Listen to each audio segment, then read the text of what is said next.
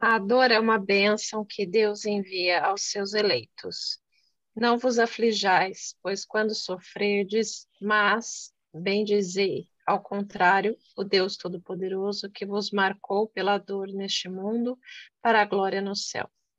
Sede pacientes, a paciência é também uma caridade, e deveis praticar a lei da caridade ensinada pelo Cristo, enviado de Deus.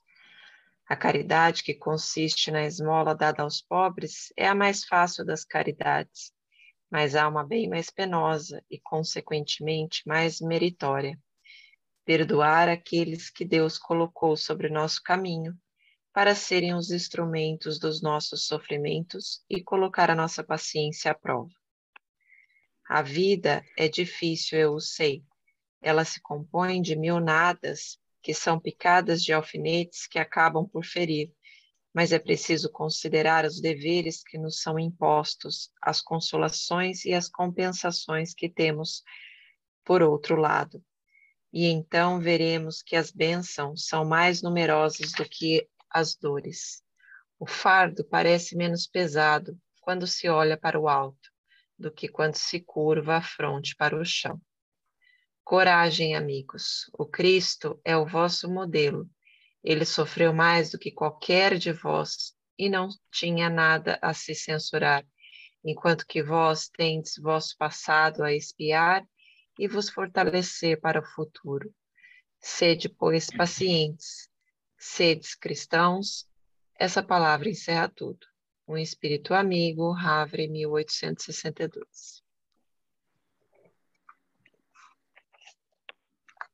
E assim, Senhor, Pai de infinita bondade e misericórdia, nós te agradecemos mais essa oportunidade desse encontro em família, de aprendizes, do curso de Medicina Espiritual de Maria Cláudia Martins, onde agradecemos imensamente toda a oportunidade que nos é concedida desse aprendizado, a todos aqueles envolvidos, desde a Dona Maria Cláudia, que permite que nós aqui, do outro lado do planeta, tenhamos a oportunidade de ter e adquirir esse conhecimento, até os nossos médicos espirituais, o Dr. Fernandes, e a toda a equipe espiritual que nos auxilia, juntamente ao nosso querido Senhor Vandir, a doutora Cristina Santos, e a todos os anjos guardiões dos nossos trabalhadores que aqui estão presentes. Que a proteção da nossa Mãe Santíssima caia sobre todos nós e que possamos buscar assimilar o máximo possível desse conhecimento, para que possamos trazer o bálsamo àqueles que sofrem e que necessitam desta paz, desse auxílio. Assim seja.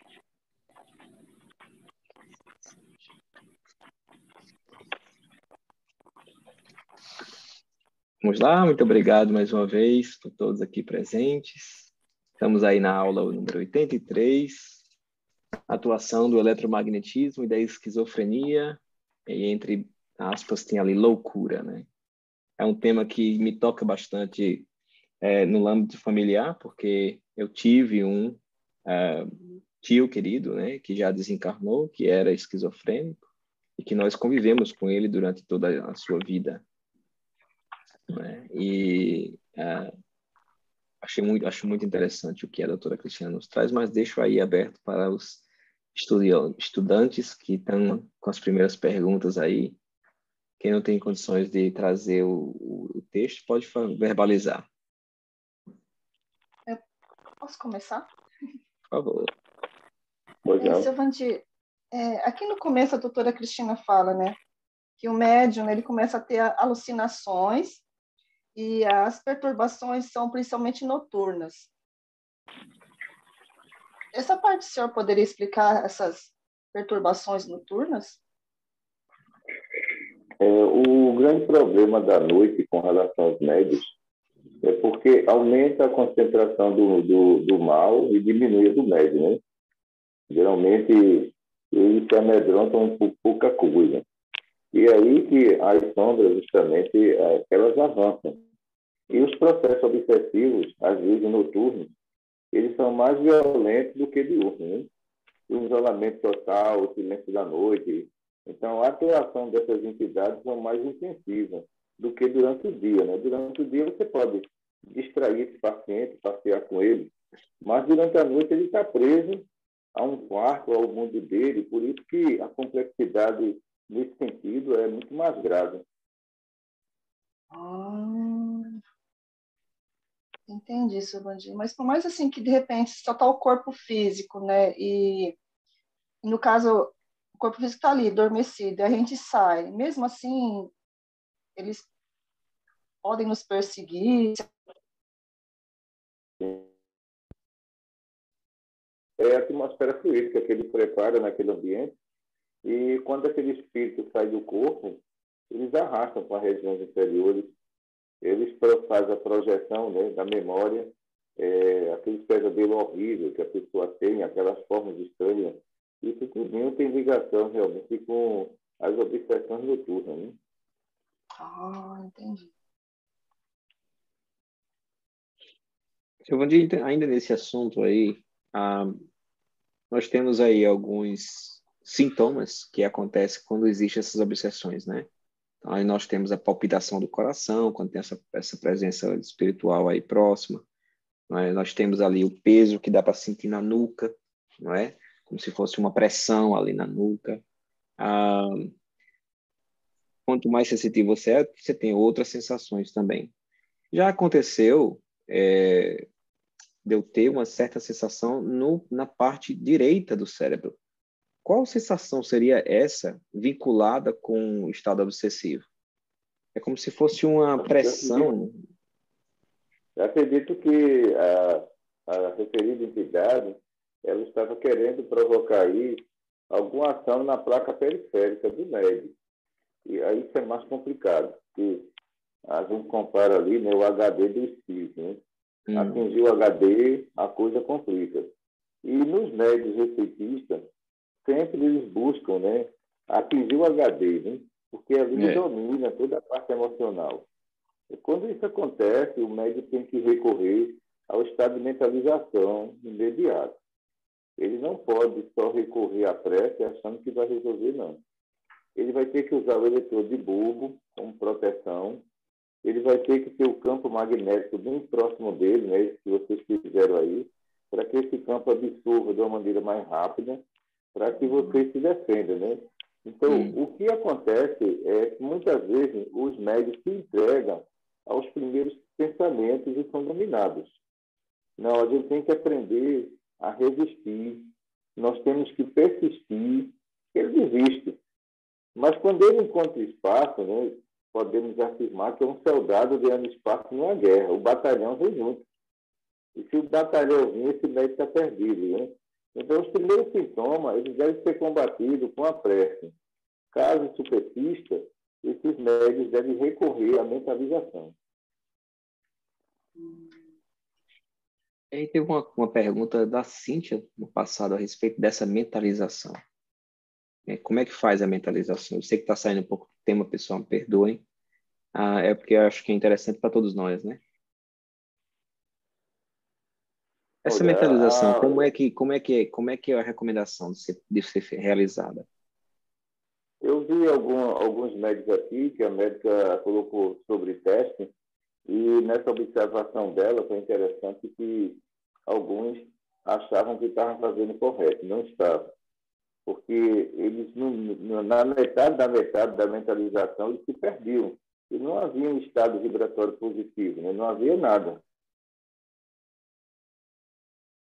Eu tenho que criar um modelo para você seguir. E esse modelo repete pelo pensamento aí o nome de Jesus durante 100 vezes. Eles não conseguiam fazer isso. Outros pensamentos eram introduzidos. Entendeu? Então, aí a gente percebeu que nem todos conseguem manter uma faixa vibratória essencial para que essa mentalização esteja certa. O grande problema aí foi esse.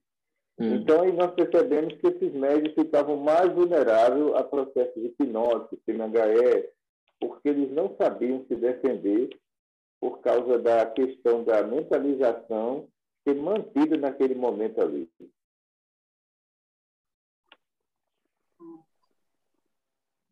Ok, ótimo. Obrigado, seu Vandir. Alguém tem mais alguma dúvida nesse ponto, não? Então, a gente tem a perguntinha da primeira da Tati, escrita.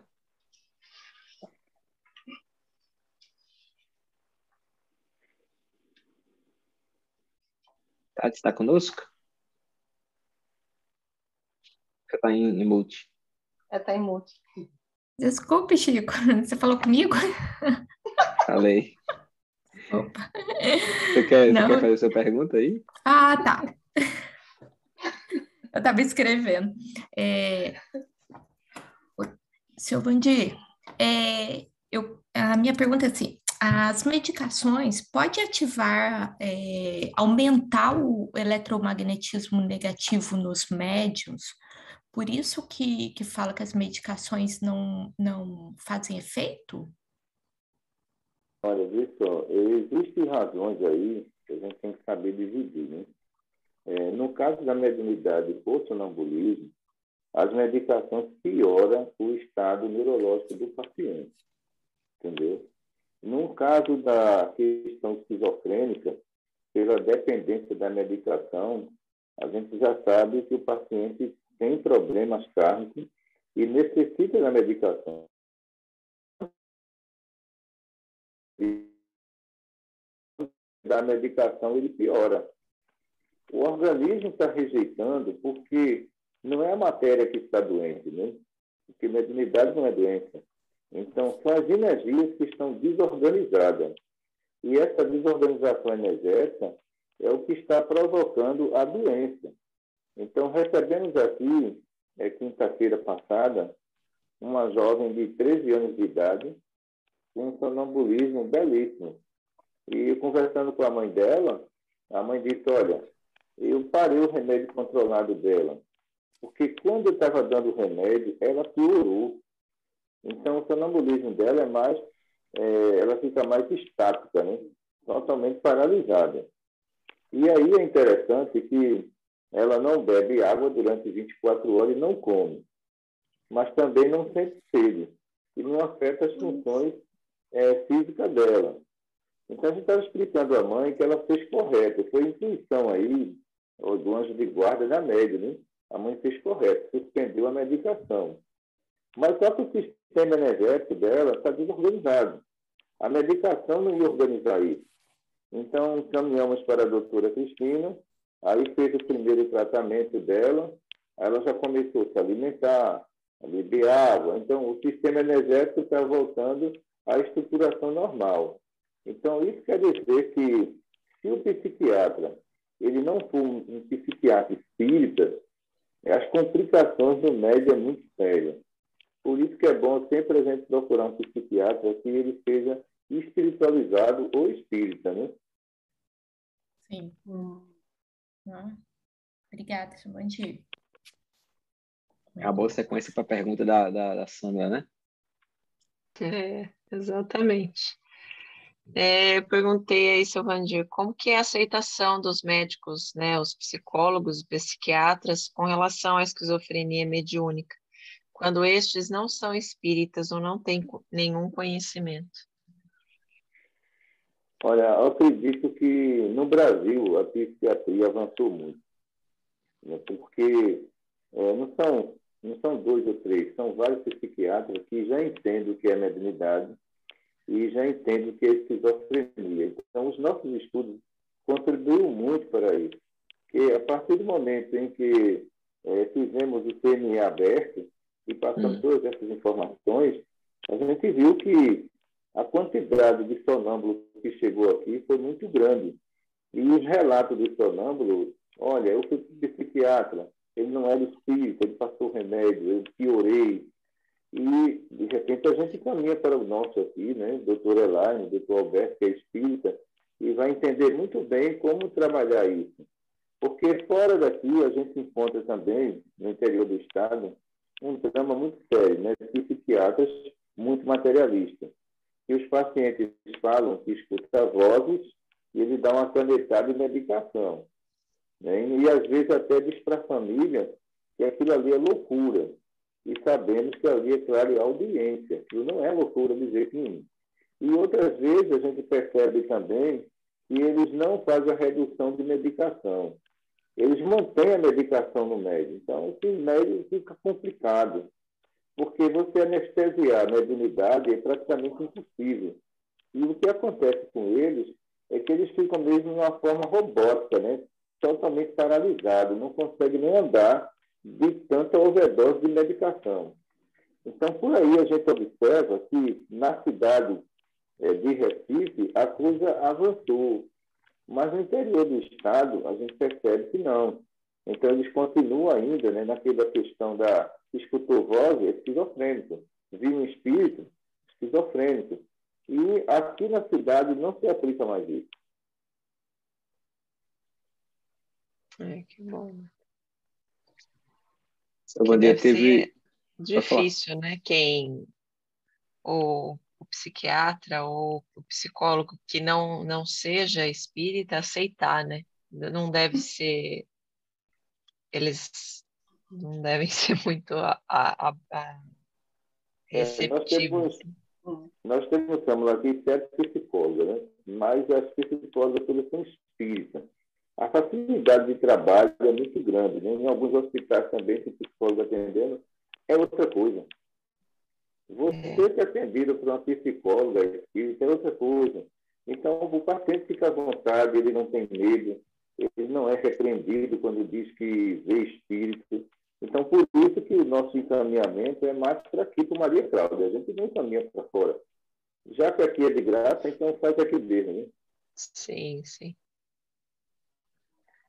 E seu Vandir, no final assim, do tratamento, esses pacientes, eles se tornam trabalhadores nos hospitais? A maioria desses pacientes ele se torna um trabalhador, porque, como o Francisco sabe, nós temos um excelente atendimento, né? Nós temos o atendimento do setor de segurança, triagem, da triagem até chegar à médica. Então, acho que o que conquista o paciente é a forma que você está tratando ele, né? Então, ele é um paciente necessitado, precisa de ajuda, e nós estamos aqui para ajudar. Então, um dos pontos aqui que eles mais elogiam é o atendimento, né? Então, o atendimento, quando eles chegam, a continuidade do tratamento dele, o interesse nosso, o querer que o problema dele seja resolvido, né? Perguntar a ele, você está melhor? Como foi tua quinzena? Então, você doente, alguém perguntando isso, o que é que você acha, né?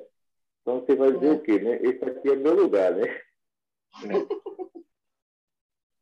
Verdade. Trabalho esse que a gente vai fazer em equipe, né? Fazer em equipe, Deus quiser. Eu queria só trazer um relato interessante, porque o senhor Vandir tocou nesse ponto aí, do medicamento, né, dessa pergunta.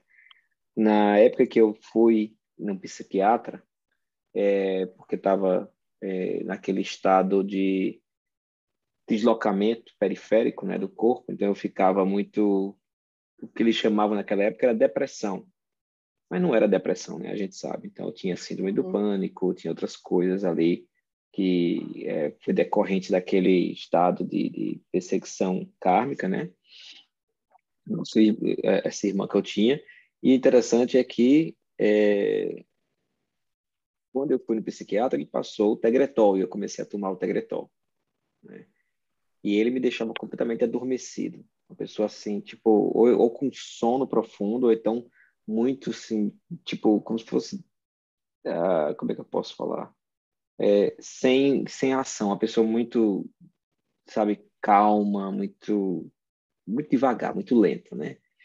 E aí eu me recordo que eu fui começar a tomar esse medicamento com essa quantidade, então não fez o efeito que era para fazer.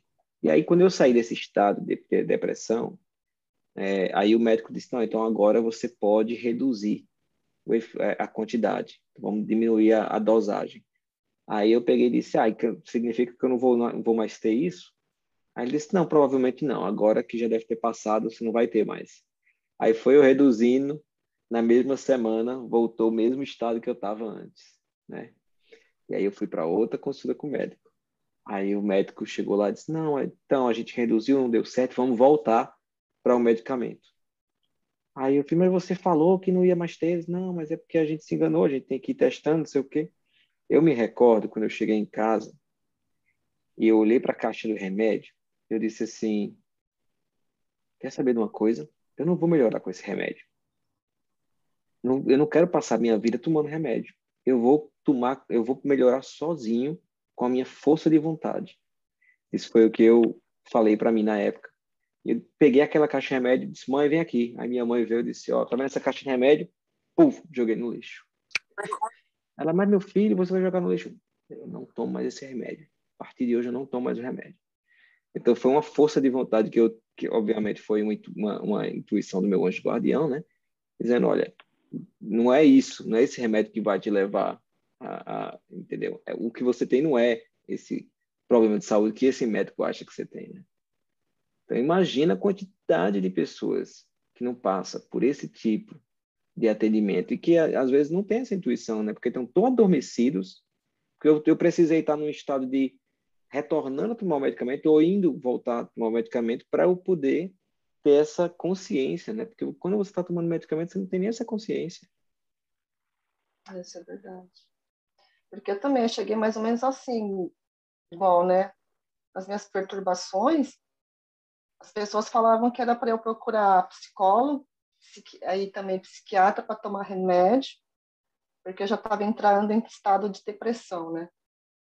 Mas a gente sabe que não era isso também, né? Eu já estava quase mesmo procurando mesmo um psiquiatra para chegar a tomar remédio. Aí, o senhor Vandir, nesses casos, pode o esquizofrênico ou o médium desenvolver esquizofrenia por conta da superdosagem de medicamentos, quando ele não tem uma esquizofrenia, o que é chamado de esquizofrenia kármica, mas ele tem uma mediúnica, digamos assim? Infelizmente, existe ainda o preconceito da mediunidade, né? Esse preconceito existe. As pessoas procuram a média de todos os tipos, mas quando tem um médico na sua casa, não quer admitir. Não quer admitir porque tem que ter renúncia.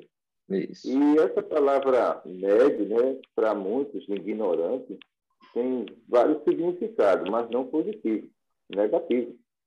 Então, eu vi casos aqui que uma mãe, né, uma filha com 10 anos de idade, com mediunidade, e eu fui explicar para ela.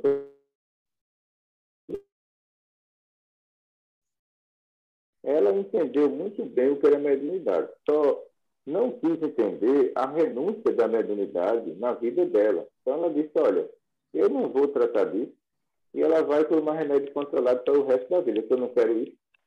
Quer dizer, ela, como mãe, tendo as preferências dela e não respeitando a mediunidade da filha.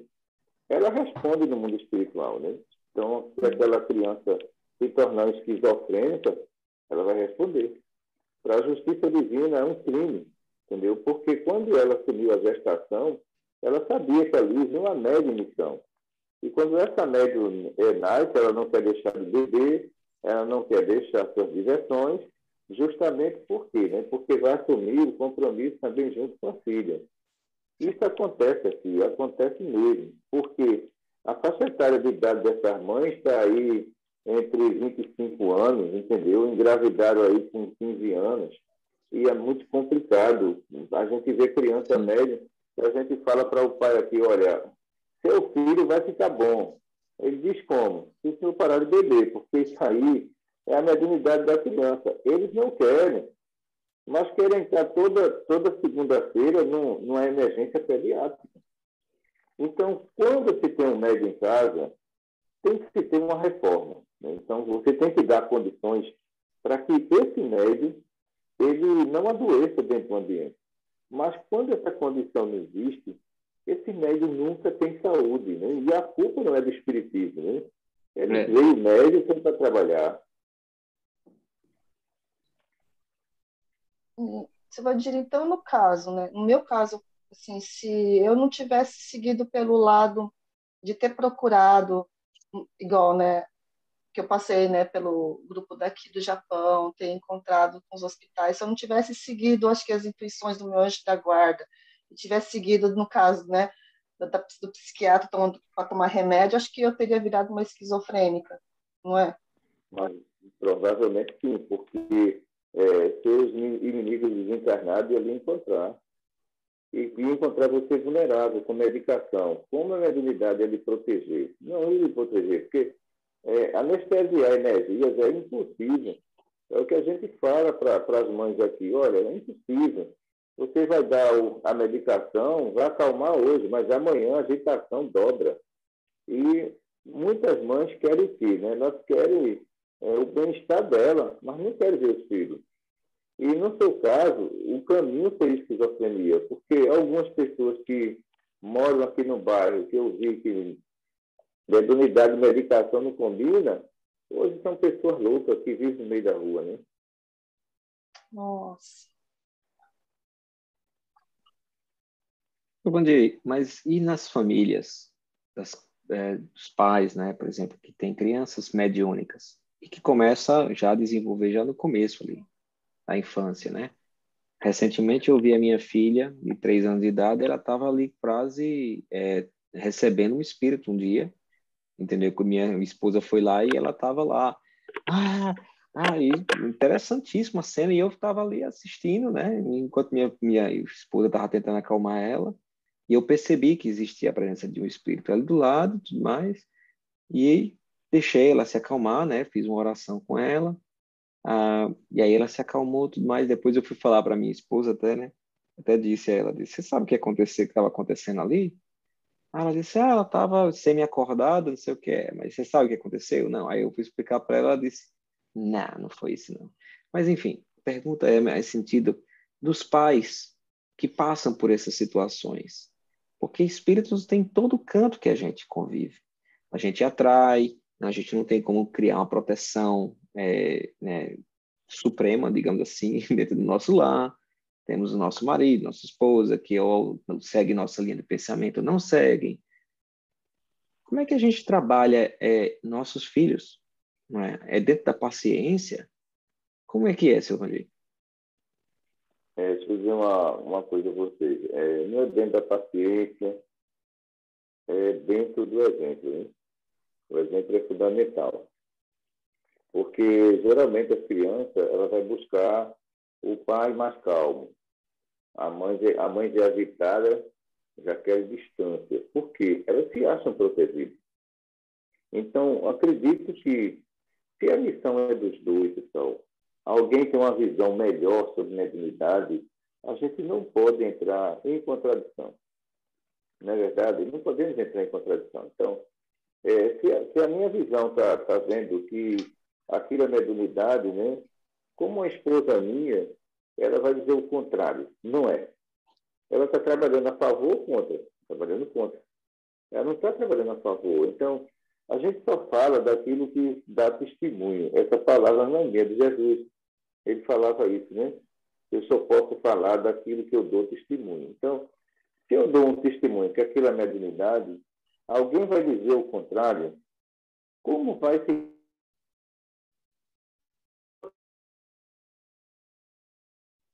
O ano está certo.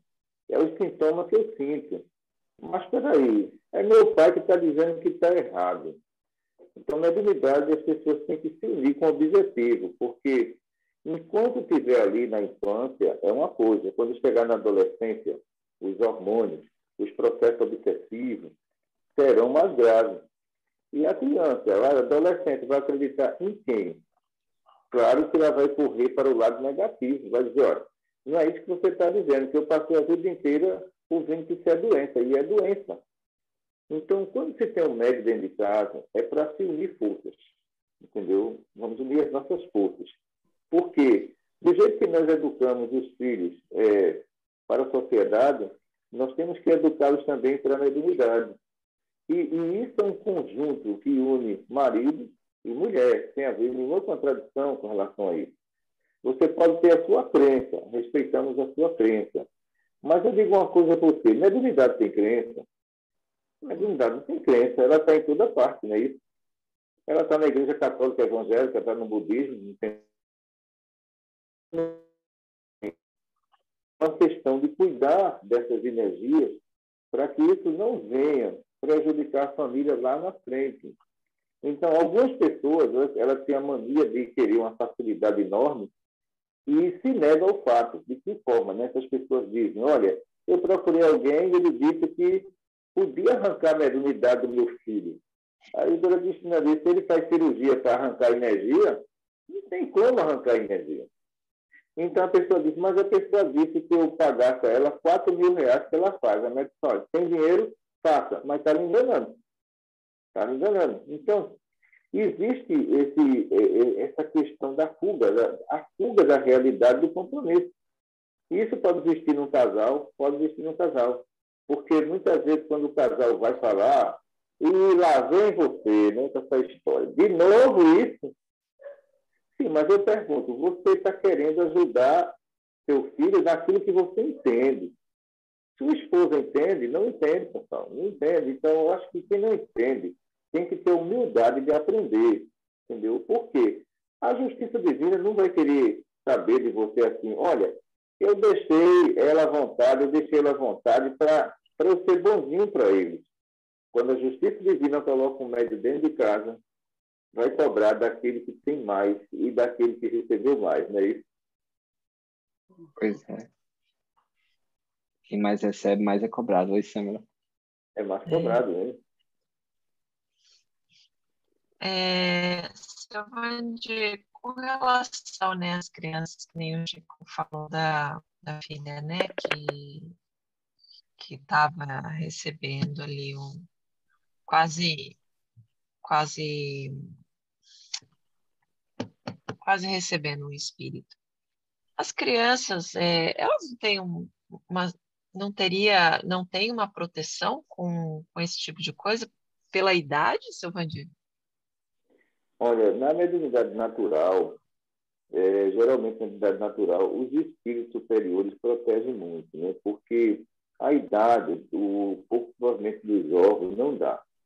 Mas só que aqui no Brasil, as pessoas fazem uma loucura que eu não entendo de onde vem. Colocar uma criança de 8 anos para receber comunicação na Ubanda. Eu já vi. Olha, isso é um suicídio. Porque essa criança não está preparada para esse tipo de comunicação e a mediunidade dessa criança não é natural, está sendo forçada. Enquanto que o outro, que é natural, o anjo de guarda o envolve, provoca nele uma paz, uma harmonia, uma proteção, é natural. É natural, entendeu, Samuel? Desde a fecundação, esses médios são protegidos do outro lado. Porque já sabe, né, os grandes objetivos da justiça divina.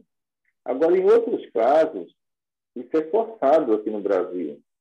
E a gente observa que, com o tempo, essa criança vai ter problema de cirrose hepática, porque a qualidade fluídica do espírito e seus órgãos, né, vitais é incompatível com isso e fazem isso, entendeu? E acham bonito fazer isso, mas só que, me desculpe, alguns ubandistas que fazem isso, o problema de vocês, mas a gente tem que entender o seguinte, mediunidade é ciência, mediunidade não é folclore, é ciência. E a ciência diz que ele não tem um desenvolvimento cerebral ainda estruturado para isso, emocional também não tem, não existe, e existem órgãos aí muito frágeis, como o fígado, para receber uma carga histoplasmática de determinados espíritos. Então, ora, e continuam fazendo, e essas crianças continuam adoecendo. Depois disso, o que acontece? Vão fazer aqui uma panelada, dizer que tudo isso aqui é espiritismo. Não, não tem nada a ver com o espiritismo. No espiritismo, nós não colocamos crianças de 7 anos de idade para forçar a mediunidade, não.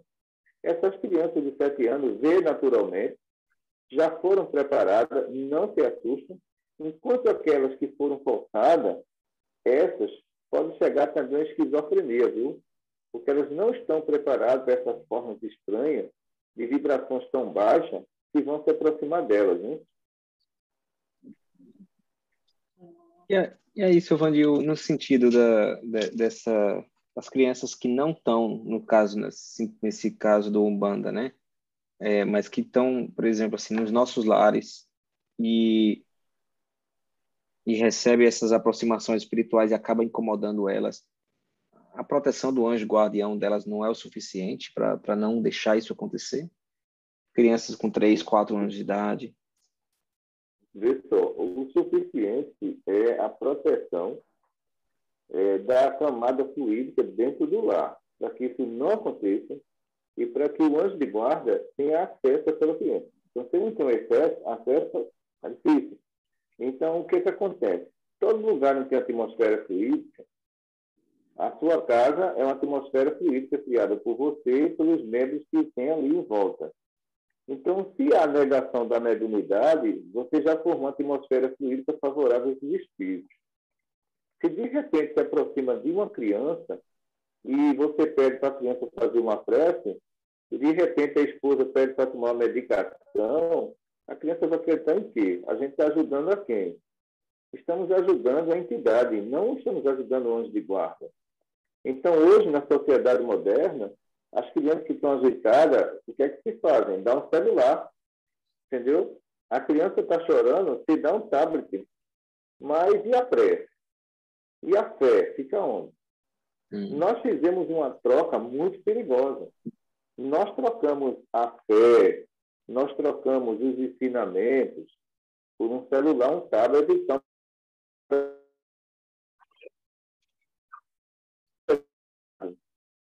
esquecemos da prece. Então, cada vez que nós nos distanciamos da justiça divina, mais complexos serão os processos obsessivos de crianças, adultos e adolescentes. Posso? As meninas têm pergunta, não tem? Tem. Se for no tema, que já tinha saído o tema, tem somente uma pergunta. Dá tempo, pode fazer. É nesse ponto que você está querendo fazer? É que é tipo assim, o que a gente estava conversando anteriormente, né? Sim. Esses médios, seu Vandir, que foram tratados de vida inteira como esquizofrênicos, né? Quando eles chegam no plano espiritual, como é o tratamento deles? Porque eles quando eles chegam no plano espiritual, eles chegam também um pouco perturbados, não chegam? Olha, quem se prestou ao serviço reencarnatório da mediunidade tem que assumir sua responsabilidade. Nós temos responsabilidade com esposa, com esposo, mas temos uma responsabilidade reencarnatória com aqueles que nós nos desviamos deles.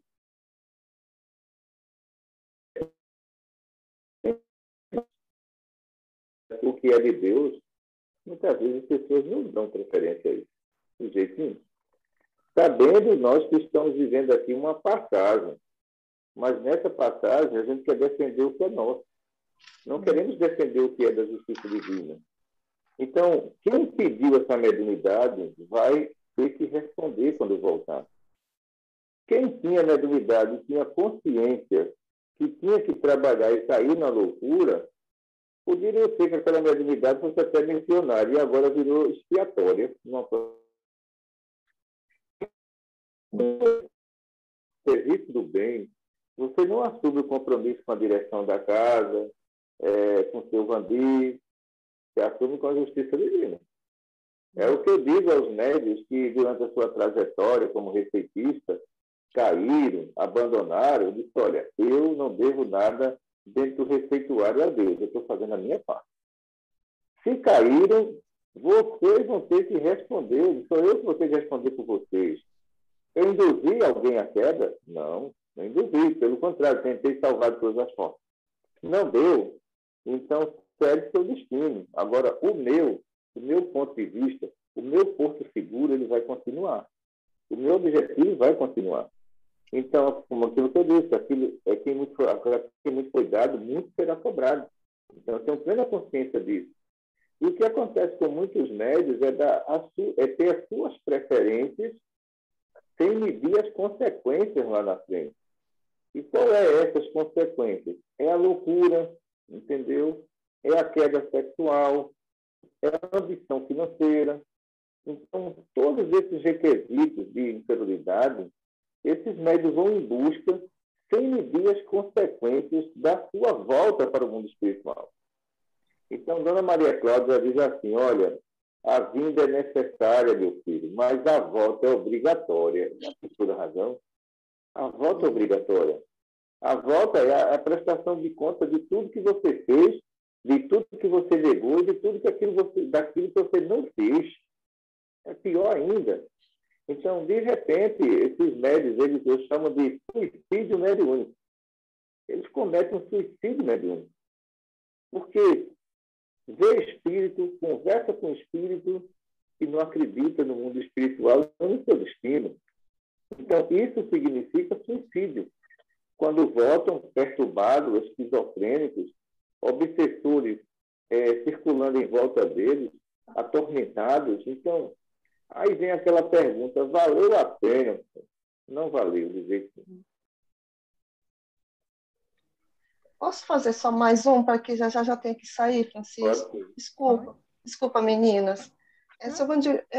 Doutora Cristina fala de um senhor que entrou, né, na sala com más intenções, e ele olhava para o frontal do senhor. Por quê? Porque o frontal é um processo de emissão vibratória. Quando a gente está fazendo mentalização para neutralizar essas pessoas que vêm nos prejudicar no receituário, o frontal abre uma luz em cima dele, né?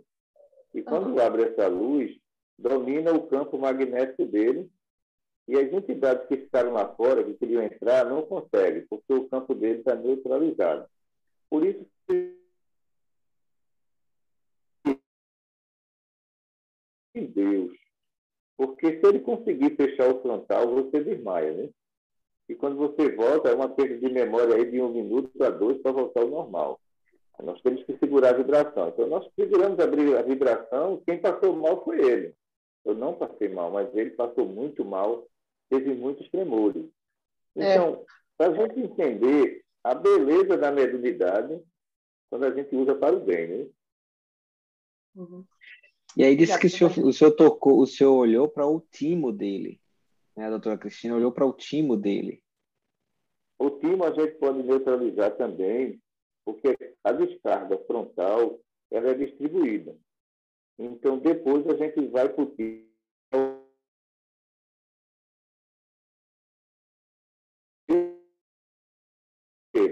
Ele não tem mais assistência inferior. Entendeu? Se eu pedir, só para fechar esse assunto, nesse caso aí, o que aconteceu com as entidades que estavam acompanhando ele? Não, foi embora junto com ele? Essas entidades ficaram fora do campo magnético, ou fora do campo magnético do hospital, e quando ele sai, ele segue, né? É afinidade, eles vão atrás. Sim, tá. Então, não foram ajudadas, eram pessoas que não estavam querendo ajuda, né? Ele não estava querendo ajuda, não estava querendo. Sim. E aí, nesse mesmo ponto, seu Valdir, como é que foi a triagem dele? Como é que ele chegou até a doutora Cristina, já que tem toda uma triagem, um atendimento? Olha, o que a gente sempre diz para os médicos é que eu não vou me negar a atender qualquer caso grave, mesmo que seja mal intencionado. A gente não vai se negar. Então, foi para o primeiro médico, né, na consulta. E o médico percebeu a malícia dele, né? Então, nesses casos, eles mandam para a doutora Cristina, para ela confirmar realmente se aquele fato é verdadeiro ou não. E ela constatou que aquela pessoa, ela veio testar os médios, ela veio prejudicar o trabalho. Então, ela já assume com a equipe do Dr. Ricardo Menezes e já assume com as equipes superiores para afastar aquela falange ali. Entendeu? Obrigado, seu Randir. Tem uma pergunta da Tati aí, final. Eu sei que demorou, Tati, mas chegou a hora. Desculpa, né, Tati? Não tem importância. Seu Vandir, a família que tem a pessoa com esquizofrenia kármica pode ter contribuído para que essa pessoa caísse em vidas passadas? Olha, é interessante, porque vamos dizer que, de repente, você seja esposa de um traficante e você sabe que ele é traficante e que ele destruiu várias vidas. E o que acontece? A reencarnação reúne todos.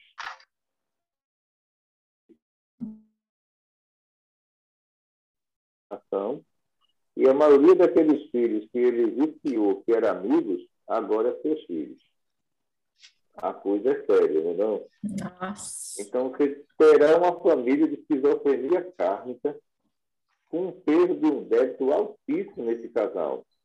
Então, eu já vi fatos como esse, né? Que a família inteira é esquizofrênica. Isso aí é atribuído ao quê? Né? A lei de causa e efeito. Então, aquilo que você usou para medicar de uma forma errada, que foi a droga, agora você vai ter que cuidar como filho. Uhum. Então, isso que eu pensei, porque às vezes, geralmente, vem essas pessoas e os pais, às vezes, são problemáticos e às vezes a gente fica sabendo de casos assim, que às vezes a família é toda desestruturada e vem pessoa esquizofrênica no meio e a gente fica pensando, gente, que judiação, por E que às que vezes tem mais de parece... um, né? É, por que que tudo parece que caiu ali em cima de uma família só, né? Problema financeiro, ser pessoa humilde, morar em lugar ruim. Aí você fala, gente, muita desgraça pra uma família só, né? Então, tá bom. Obrigada, Silvandir. Boas. Inclusive foi um tópico que a gente estava conversando antes de vocês entrarem, sobre a minha irmã, né? E a irmã dela, seu Vandir, que é um dos pontos desse tratamento que ela está indo, né? Ela é uma pessoa que está com a perseguição há muito tempo, né? E já está ouvindo vozes, e chegou a botar fogo no livro. Imagina, ela estava dando muito trabalho o filho da minha irmã, né? Ela estava hospedada e na casa dela e estava dando bastante trabalho porque não aceitava que o menino tem problema mental e tudo mais, né? E aí a minha irmã disse, olha, fica ali no quarto com a filha dela mais velha, né? Que eu vou dar aula aqui, eu ajudar meu filho, depois a gente conversa. Aí disse que a filha dela mais velha, né, começou a gritar porque ela começou a botar fogo no livro, né, dentro do quarto. Imagina, tempo de botar fogo na casa. Porque disse que lá na casa tinha demônios e que ela precisava afastar os demônios, então ela estava botando fogo no livro para poder afastar esses demônios. E disse que estava escutando vozes lá e tudo mais. Então é um caso bem delicado, né, a ser tratado. Ô, Chico, só porque tem tempo, porque isso eu também pensei, porque eu tenho uma amiga que tem uma filha esquizofrênica, mas a filha, ela era adotada, e ela pegou a menina com 4 anos, e a menina já tinha sido devolvido com umas 5 famílias com 4 anos. Ninguém suportava ficar com a menina, devolvia. E aí, com 4 anos, ela pegou a menina. E quando eu conheci ela, a menina estava com 11 anos, ela estava no limite dela de tudo, porque a menina era manipuladora. E manipulou até que ela descobriu tudo isso, essa manipulação, porque ela corria atrás de tudo para ajudar a menina. E hoje a menina voltou a morar na rua. A menina não aceitou ajuda, não aceitou. Voltou a morar na rua porque ela queria liberdade, queria fazer o que era. E aí ela tem só relatório de que os pais dessa menina, a mãe real da menina era drogada. A menina, ela tem como que quando a pessoa fica em abstinência, né? Então a menina, a criança já nasceu com abstinência, sabe? Então olha para você ver. Aí eu me.